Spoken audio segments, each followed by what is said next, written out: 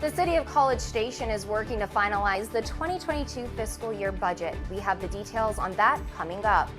Plus, Texas lawmakers met today for the first day of the special legislative session. The details of the brief meeting straight ahead.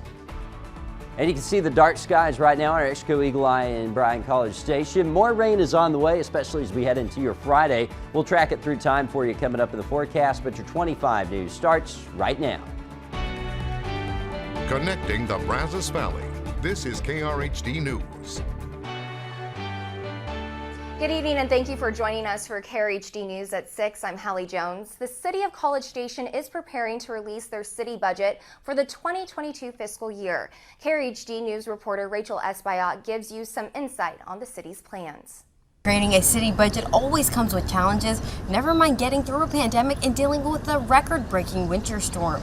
And despite all those challenges, the City of College Station is confident in their proposal for the next fiscal year. Still rebounding from the pandemic, the City of College Station knew a tactful approach to the budget was necessary. That strategy is paying off as government leaders gave media a sneak peek of what's in the next budget this morning. It's being presented to City Council at tonight's meeting, which started at 5 o'clock this evening. We can't reveal specific details just yet, but can say sales tax revenue has steadily gone up and the local economy is stable. We took a thoughtful approach to make sure that we planned on a bounce back, but we're not sky high. Tonight at 10, we will have more on what exactly is in the City of College Station's proposed budget. In College Station, Rachel Esbayat, KRHD News. Well, a Houston man who told reporters he waited 6 hours to vote in last year's election has been arrested. Harvest Rogers told CNN he was the last person to vote at a polling location in Houston in last year's election. Rogers was arrested by the Texas Attorney General's office on 2 counts of illegal voting. The Montgomery County District's Attorney's Office says the case will now be in the hands of the Texas Attorney General. And speaking of election integrity, on this first day of the special session, lawmakers returned to the Capitol to take on items they didn't finish or finish properly, according to the governor. Among those topics was election integrity. Dennis Turner with our sister station KXXV has the latest on what lawmakers are expecting from this agenda item. President Trump almost made it a campaign theme, how he thought the election was rigged before it even happened. Texas stayed out of the fray in that battle, but Texas lawmakers want to make sure they don't get caught there in the future. This is a case where they're trying to steal an election. They're trying to rig an election. Lots of us remember the last presidential election not for the vigorous political debate, but for the charges of election rigging that dogged many states. So as the Texas special session got underway, you're here quite a bit now. I am. I love the Capitol building. I'm a nerd for history, and so, yes. Fresh off her victory in helping to push through the constitutional carrying of firearms in Texas, Destiny Hallman of the Taylor Museum returned to the Texas Capitol to bend ears and twist arms on some election reforms called for by the governor. Well, what we're calling it is election integrity and just basically strengthen the integrity of elections in Texas. Representative Hugh Shine says lawmakers will have lots of questions about House Bill 3 as it makes its way through the 10 items or less line of government. 10 items or less because the special session moves at a faster pace than the regular session. The Harris County clerk kind of, inspired a little of this. And just, I think the national scene, because of things that were going on, maybe not were going on in Texas, but just because of the national scene, we wanted to make sure that our system was as safe and secure as possible. Okay. Things like drive-through voting and 24-hour voting centers made Democrats cheer, but made Republicans hold their collective noses and vow to make sure such out-of-the-box thinking never again caused anyone to question a Texas vote. And that's exactly what it's about. I mean, Texas has been increasing the number of voters for a number of years now. We'll continue to increase the number of voters. We'll make it easier to vote, harder to cheat. Making elections uniform from Amarillo to McAllen. And citizen lobbyist Destiny Hallman plans to show up front and center in the debate. Big, firm believer in the Constitution and not that. Making sure the voice of the average voter gets heard in these halls. So are we going to be seeing you more often here, lobbying for certain things? I think it's in my blood now. I don't see it going away. So. Uniformity of elections across the state seems appealing to a lot of people. Many hope that that'll help ensure this bill's passage. Dennis Turner, KRHD News. Well, one issue Texas Democrats and Republicans can agree on: retired teacher pay. It's been over 17 years since Texas educators got what's called a cost of living adjustment, measures put in place to balance inflation. Now, during this month's special session, lawmakers hope to cut retired teachers a 13th check for some extra cash, something experts say is long overdue for our educators. The average teacher retirement benefit in Texas is just a little over $2,000 a month. There are about 480,000 retirees, maybe a little bit more than that. 130,000 of those folks make $1,000 a month or less. Lee says the pandemic's been especially hard on retired teachers and their fixed incomes. The Senate's new push for a 13th check may help ease the hurt. And so I think a lot of elected officials are really anxious to get to the point where they can do something more than supplemental payment. But we are not in any way saying this is a bad way to start. It certainly is a start. And I think every legislator who supports retirees would say, hey, you know what, we need to do a little bit more when we can. Lee says there's nearly $8 billion at stake for inflation and adjustments. Another big topic of discussion is critical race theory, many Texas conservatives calling it racist, while state Democrats say it teaches history long ignored in public schools. Tonight, 25 News reporter Leah McNeil with our sister station KXXV talked to folks at the Capitol about what they think. This critical race theory is designed to separate people. Representative Doc Anderson says critical race theory is meant to teach hate. You know, if you're born Caucasian, you're bad, and you're bad your entire life, from birth to death. It's absurd. It's an opinion shared by Texans like Perla Hopkins. CRT is not a practice, it is research, it is findings, it is a theory, and it should never be put into practice. Hopkins says she's had her own battles revolving around race theory within her children's school district. When you apply CRT ideologies, when you put them into practice, all you are doing is justifying discrimination. Hopkins getting in a debate with a supporter of critical race theory, Caitlin Pratt. If we do not accept the history that we are built upon, then we cannot move forward as a nation. We cannot move forward with the future leaders that we teach every single day. Pratt, attending school in Houston ISD, says her history lessons were whitewashed, so she supports critical race theory. Necessary to explain the history of African Americans, Native Americans, and Indigenous people. There's a discomfort around race topics, and it always becomes a little more extreme when we're talking about our children, because that tends to, get to us emotionally. Scholars like Dr. Rosalind Shane say critical race theory has complex graduate level subject matters that many don't understand. There's a bit of a fear tactic going on where it's teaching children to about revolution, or it's Marxist. That's a misunderstanding of the origins of the theory. As an educator, Shane believes there should be no biases when it comes to education. Education has to be holistic. We have to be able to look at all of these different ways of thinking. Reporting in Austin, Leah McNeil, KRHD News. A local program is helping low-income families save money and live better. The Better Living for Texans program is giving tools to community members to help save money while changing their eating habits. The program is part of the Texas A&M AgriLife Extension. It welcomes individuals who are currently receiving SNAP or other similar benefits. Courses on saving money at the grocery store, cooking, and gardening are administered by agents like Katie Zender. Our goal is to give our participants the tools they need to make healthier decisions and live healthier lives. We teach everything from how to choose the right garden and soil to how to cook the vegetables that you grow. Zender began leading the program this January and tells us things have just begun picking up. She recently had 30 graduates come out of her program and expect to see 4 courses begin this month. Morgan Stanley has confirmed that it was hit by a data breach earlier this year. The investment firm said the breach resulted in the leak of customers' social security numbers, names, and addresses. The company added there's no evidence the hackers published the data and the data cannot access the accounts. The data could be used for identity theft. It's not clear how many customers were impacted. The hackers used one of the company's third-party vendors to get the information. The manufacturer of OxyContin has agreed to pay over $4 billion to 15 states to end a years-long legal fight. Purdue Pharma settled a lawsuit claiming its executives lied about the addictive nature of its drugs. As part of the settlement, members of the Sackler family, who founded the company, will pay out more than $4 billion to states over the next 9 years.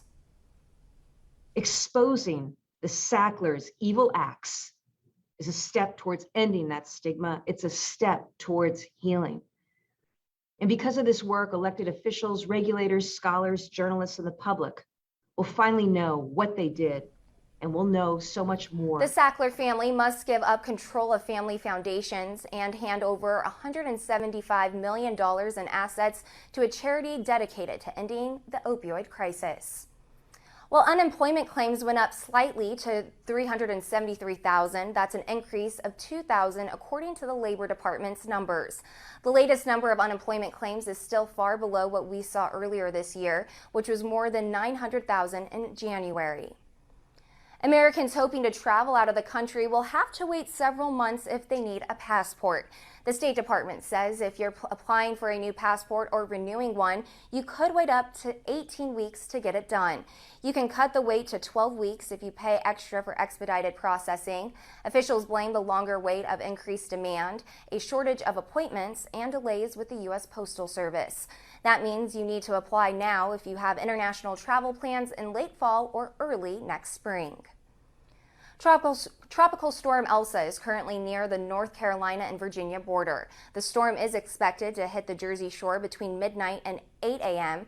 Residents there are getting ready for the storm and not taking any chances. Our streets flood, so once in a while we got to take the cars and put them up on the driveway, get them off the street. Just taking our furniture off the porch, taking our umbrella down, our outside seating. Meanwhile, the cleanup continues for the areas Elsa already hit. This video is from Jacksonville, where a tornado from the storm caused damage. The tornado also killed one person there after a tree fell. And heavy rains are causing large amounts of flooding along the Texas coast. This is a video from Rockport, drivers dealing with a large amount of rain on roadways. Officials say there is a large amount of calls seeking help for stalled cars in flooded areas. There are also several reports of road closures on the roads that have become impassable.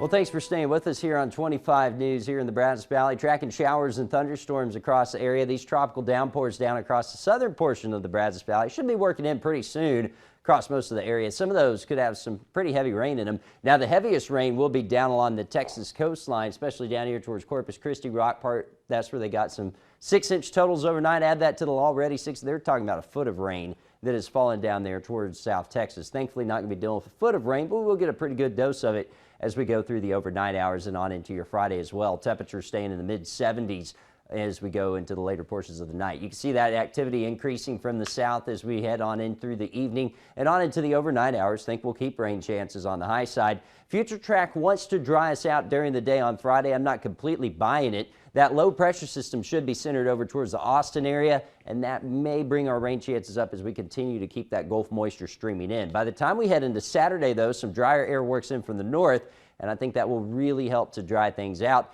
And we'll be talking about much lower rain chances. Notice just spotty rain possible on Saturday. On into Sunday, though, changes are going to be coming again. So there's that moisture that's there. It's going to keep pivoting off over to the southwest. That dry air tries to come in on Saturday. We're going to keep the rain chances at about 20%, but look at the dryness trying to come in the afternoon. By Sunday into Monday, we're tracking a cold front that will get close to central Texas, won't make it to the Brazos Valley. With it around, though, we'll keep the rain chances around into Monday. Look what happens by the middle of the week, though. Drier air works into the middle of the Lone Star State, and we could actually squeeze out a few dry days for the first time in a while. Tonight, down into the low 70s. Tomorrow, we only make it into the low 80s. In fact, I'm calling it for a high of 80 with all the cloud cover and moisture around. 70% chance of rain overnight into tomorrow. 40% chances Saturday into Sunday. 40% chance Monday. But then look at the drier conditions trying to work in for the end of the week. Low 90s taking us on in to the weekend. A staggering number of people have died of COVID-19. It's a story that starts the news feed. The death toll is now 4 million people worldwide. And while cases and deaths are dropping in countries where the vaccine's being distributed, developing countries are still seeing cases and deaths rise. Today, Olympic officials say there will be no spectators at events this year. Organizers did hope to have some fans from Japan, but they've changed their mind. Tokyo and Japan is under a state of emergency. Now, the government is sending a team to help stop a spike in COVID cases in Missouri. The Delta variant is filling hospital beds. Less than 40% of adults in Missouri are fully vaccinated. There's a new poll from USA Today that is revealing Americans' opinions on crime and gun violence. 77% say they would like to see more police officers patrolling the streets, but 62% also want some of the police budgets to be used for community policing programs and social services. 81% support a mandate that officer-involved shootings should be investigated separately and by independent authorities. North Carolina recently became the first state to settle with Juul over claims that the e-cig maker marketed to teens. As lawsuits against e-cig and opioid companies continue to move forward, the 1998 settlement between states and big tobacco companies is a roadmap decades later. Now, with that tobacco settlement, there weren't specific safeguards or requirements put in place on how the money would be spent. They should perhaps pay more attention to the specifics and details and designate specific funds and specific amounts of funding and specific earmarks to prevention and cessation to really deal with it. So in 20 years plus, beyond any settlement there, they're not having similar regrets and saying we should have done it from the beginning. A report from the Campaign for Tobacco-Free Kids found in the 2021 fiscal year, states collected nearly $27 billion from that tobacco settlement and tobacco taxes, but they spent just 2.4% of it on tobacco prevention programs. Now, that's an 11% decrease from the year before and less than a fifth of the total funding recommended by the CDC. Now, with the next fiscal year starting for many states this week, anti-tobacco advocates are not hopeful that these numbers will improve, especially with the budget strains that states have been dealing with during the pandemic. When there's a short-term budget problem in a state, it's easy to divert those funds. Unfortunately, young people, which is who we're trying to help, kids, and prevent them from smoking and becoming lifetime addicts to tobacco, are not the strong constituency that some other groups are sometimes. So states find it easy to divert the money because they're not seeing the benefits right away, perhaps. Now, for most states, the tobacco settlement money goes into the general fund and states spend it how they like. In some places, it's used to pay for various children's programs. Anti-tobacco advocates are worried with the number of kids using e-cigs right now that more of the tobacco settlement money isn't going to fight this. Tonight is the night that 11 students will take the stage in Florida for the Scripps National Spelling Bee, returning after a cancellation last year because of COVID and capping off months of virtual competitions held around the country. And as Maya Rodriguez tells us, there's excitement surrounding the bee's return and a special guest.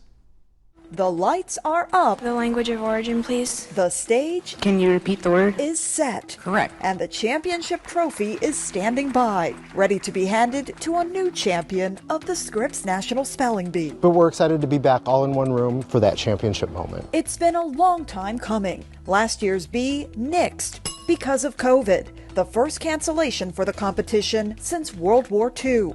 It's also in a new location this year at the ESPN Wide World of Sports near Disney World in Florida. We're usually in Washington, D.C., but because the NBA had success with the bubble here, we found that this would be a great place to be concerned about the safety and security of the spellers. They'll notice that the spellers will be socially distanced, they'll be wearing masks. We've taken all the precautions because of the age of the spellers. Like 12-year-old Vihan Sybil from Waco, Texas. I was pretty happy because my last year national 2018, I didn't even make it past preliminary, so this was a pretty big deal for me. It's also a big deal for 14-year-old Zaila Avantgarde from Harvey, Louisiana, near New Orleans. It feels wonderful. I just feel like the whole time I've been here, I'm just walking around in a dream. That dream comes with a few surprises this year, including First Lady Dr. Jill Biden, who will be in the audience and speak with the spellers and their families before the competition. And the competition will include new rules in the finals, including spellers needing to know a word's meaning and a potential spell-off to ensure there are no ties and only one champion. The level of competitors has increased to such a high level that we're leveling up the competition to meet that preparation. Just like in other sports, the rules change over time, so has the spelling bee. And like any other competition, the drama will be there. In Kissimmee, Florida, I'm Maya Rodriguez. All right, Maya, thank you. And the live televised Scripps National Spelling Bee Finals start at 8 p.m. Eastern Time tonight on ESPN2. Now, retailers are bringing back free food samples, which does translate into more business. Market research firm NPD Group says that food samples convert 20% of browsers into buyers. But many stores are still taking COVID precautions as they do this. Costco, for example, is requiring workers hand out food to wear a mask, and they stand behind plexiglass barriers. Now, the cruise ship industry is getting back out on the water. 300 vaccinated Royal Caribbean employees took off from Seattle to Alaska as a test trip yesterday. This is the cruise line's second test after they did one in Miami. Now, the first real trip with customers will set sail later this month from Seattle. Passengers old enough to be vaccinated will be required to show proof that they are. Now, still ahead, the changing factors when it comes to considering where to retire and the areas that you may not have considered before that are more affordable than the national average. When many people think of retirement, they probably think of warm weather and white beaches, but you may want to reconsider a place like Florida if stretching your dollar is most important. In fact, Georgia outranked the Sunshine State for the best places to retire, in part because it's cheaper to live there. Tennessee, Missouri, Massachusetts round out the top 5, according to Bankrate. It's just becoming a victim of its own success. For decades, retirees came to Florida because there were wide open spaces. There were a ton of new communities being built. There was a lot of available land for builders to build on. And that's really not the case anymore. In fact, Jeff Ostrowski pointed out that the median home price in the Atlanta metro area is around $279,000, which is below the national average and well below what homes near the Orlando area are going for these days. Now, other factors that come into play when determining the best places to retire are wellness, which includes things like public health, food security, and access to medical care. Culture, which is how many people 65 and older live in the area, plus things like restaurants and entertainment. Crime and weather, which could also be a setback. We had been upgrading states for high temperature, so Hawaii and Florida ranked number 1 in weather. But then when I added in things like hurricanes and tornadoes and earthquakes, Florida didn't do so well. Now, the latest findings were based on data from pre-pandemic times. One thing is clear through housing market data, and it's the suburbs and long-distance moves are back. For a couple decades, Americans had really stopped making long-distance moves. We just didn't see people, moving cross-country at the same rate that they had back in the 80s and 90s. And so it seems like Americans are becoming more mobile again. All right, many 2020 college grads are still trying to land their first job a year later. We'll talk about the barriers they're facing right now as they are trying to join the workforce. The Brazos County Detention Center is continuing its partnership with Blinn College and other resources to provide job training for inmates. KRHD reporter Rebecca Fiedler takes us into the detention center camps for more. 6 men graduated today from the Brazos County Detention Center's facility maintenance program. They've now been trained in job skills that will make them more competitive in the job market. For the past 2 years, the detention center has offered this educational program to select inmates through partnerships with Blinn College and TEACS. Students are taught by Blinn instructors, learning skills like plumbing, welding, and electrical work.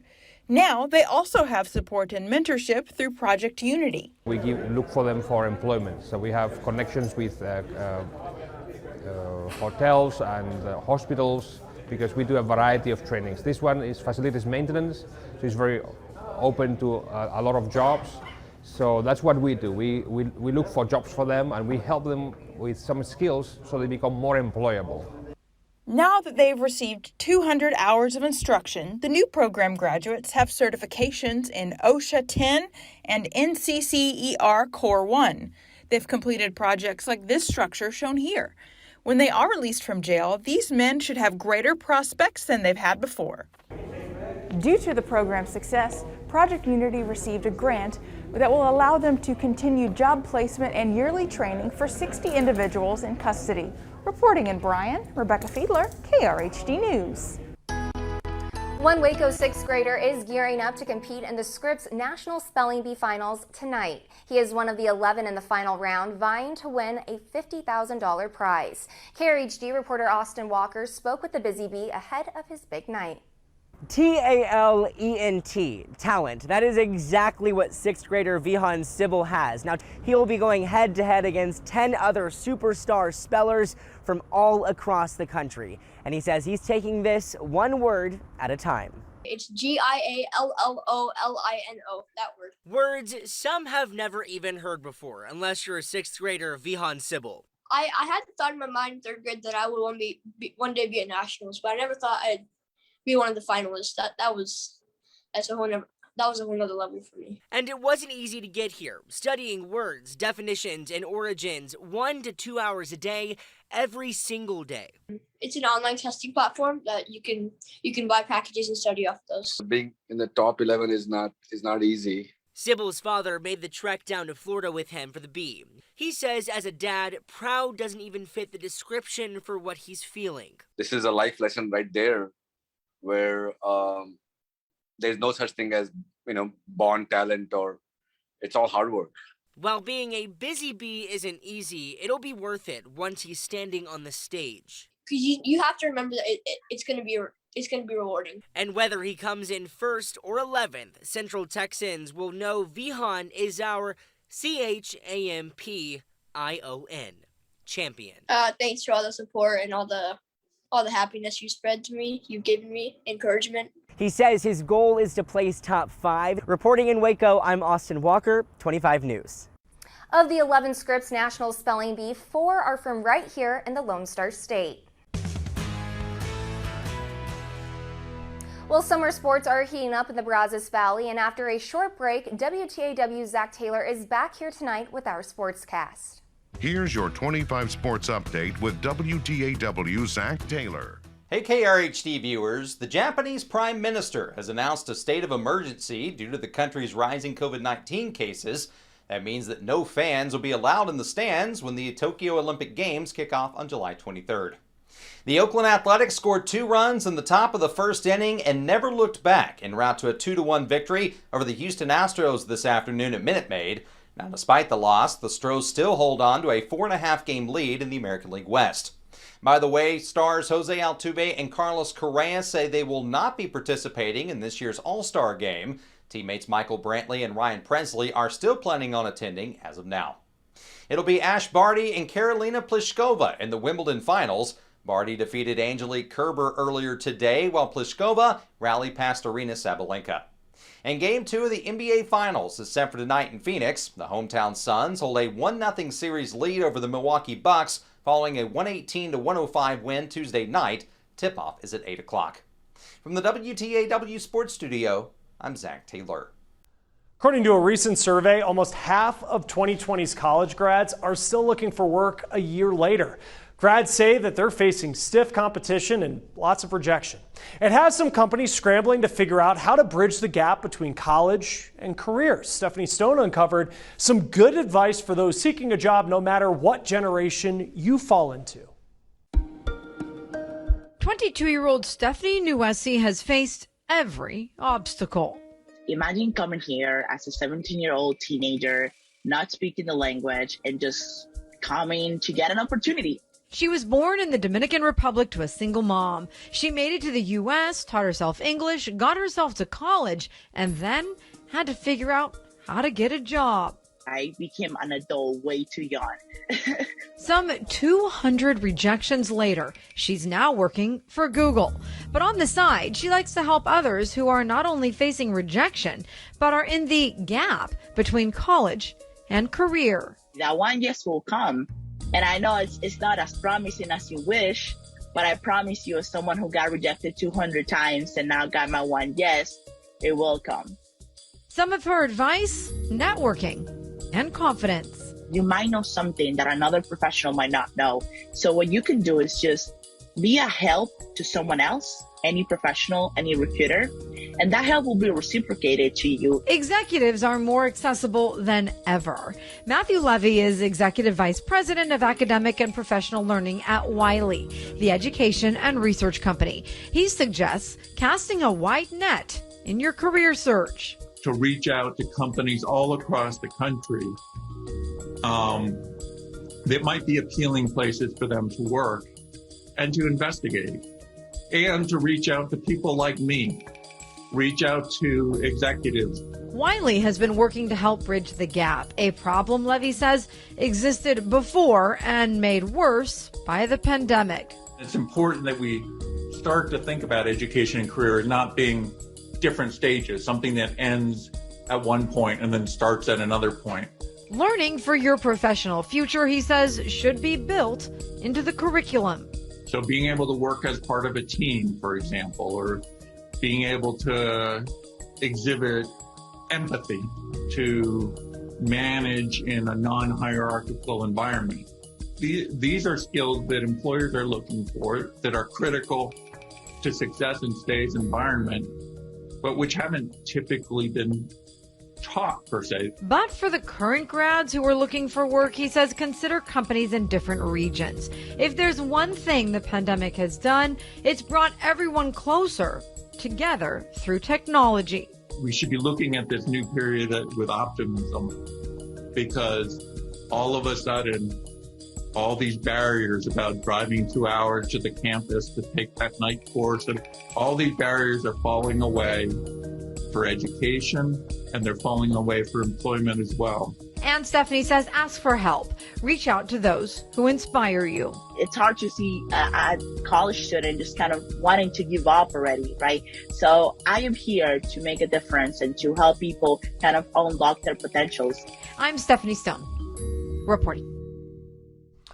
All right, Stephanie, thank you. And worldwide, the pandemic cost workers as many as 22 million jobs. Those are positions permanently lost, according to the Organization for Economic Cooperation and Development. Looking at nations like the U.S. with advanced economies, while the unemployment rate continues to improve, it found younger and low-skilled workers still struggle to find new job openings. The agency doesn't expect employment numbers to fully recover until late 2023. I had been working as a pattern maker for a corporation. They had a mass layoff, and I was one of the casualties. How one woman is turning last year's pandemic job loss into a profit. Well, we continue to track showers and thunderstorms over the southern Brazos Valley that will be working into the center of the area soon, including Bryan College Station. So have that umbrella ready if you have any evening plans tonight.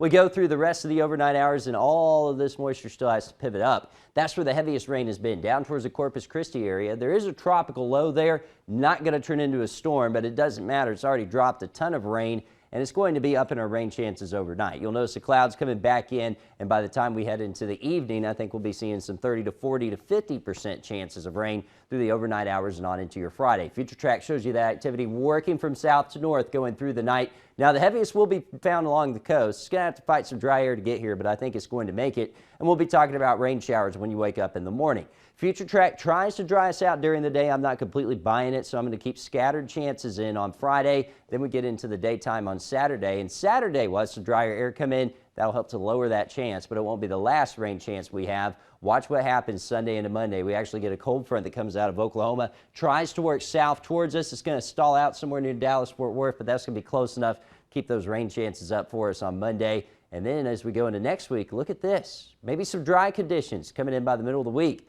May see an end to that rainfall for the first time in a while. Tonight, down into the lower 70s. Tomorrow, we're back into the lower 80s, and that is not like July at all. 80 degrees for your high on Friday, 88 Saturday, 93 on Sunday before that front tries to make it. Low 90s from then on with the moisture around.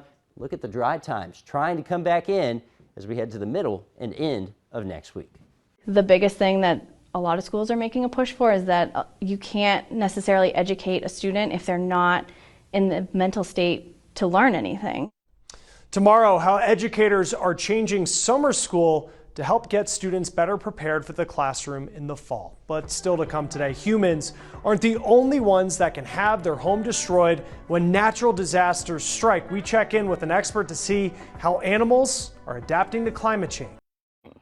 2021 is a year of comebacks, but few businesses saw bigger extremes between last year and this year than the ones that deal in summer and vacations. Forrest Sanders reports on the return of so much we had to miss in 2020. What makes for a perfect summer vacation? Is it saltwater breezes stretching out under palm trees and summer sun, dinner from a grill drizzled in lemon? Whatever it is, the closest most of us came to this in 2020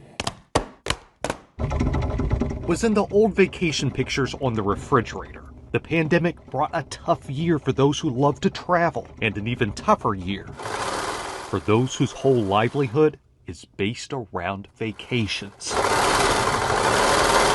Terry Lynn McQuiston is a one-woman show, a swimsuit creator propelled to do this from fandom of a certain brash feminist anthem-singing pop icon frontwoman and recent newlywed.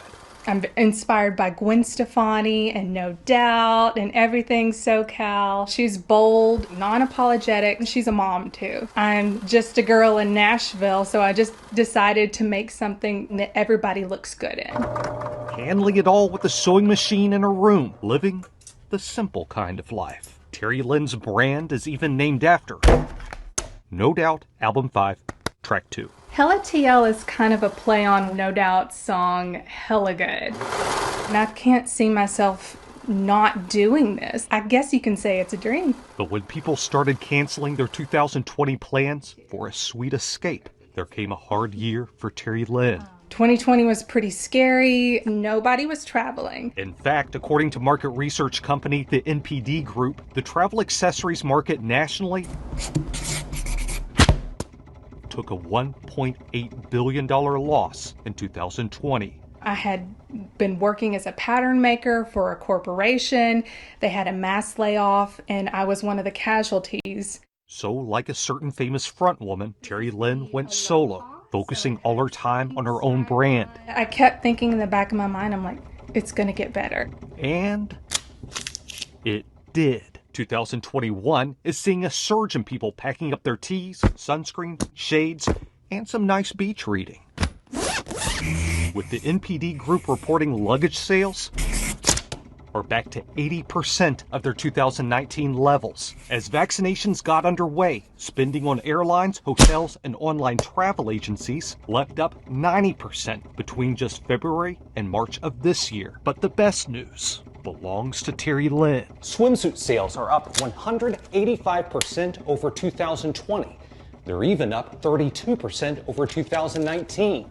I have more than tripled my sales from 2020. People are starting to get out. They've been vaccinated. There is nothing like having that feeling like I can do this. I can make this work. Terry Lynn says 2020 brought lessons. Don't speak negativity. There will be a way to reinvent and return. No doubt. In Nashville, Tennessee, I'm Forrest Sanders.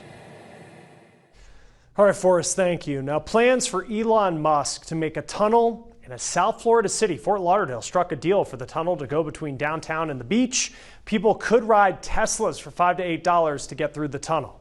Now, another state is trying to help the environment. Kentucky unveiling more than a dozen new cleaner emission buses this week, part of a plan to replace 145 buses using $8.5 million. The heat wave in the Northwest is at least partially to blame on people. Scientists from all over the world are looking at the record-setting temperatures in Western Canada and the Pacific Northwest. They found before the Industrial Revolution, the temperatures we're seeing today would not have been possible. They calculated climate change has increased extreme heat chances by at least 150 times, and that this is once in a millennium event and now likely to repeat every 5 to 10 years as the Earth continues to warm. Now, we are all well aware of the effects of climate change, but new research is trying to answer the question, how are animals doing? Dan Grossman spoke to a researcher who found that animals change their habits to account for the planet's warmer weather, but maybe not fast enough.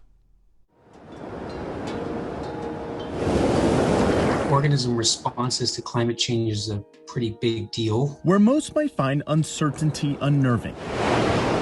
And so I think what's exciting is we don't really know on balance which of those it is for really any organisms at this point. Michael Dillon finds it particularly stimulating. We really haven't looked into it much.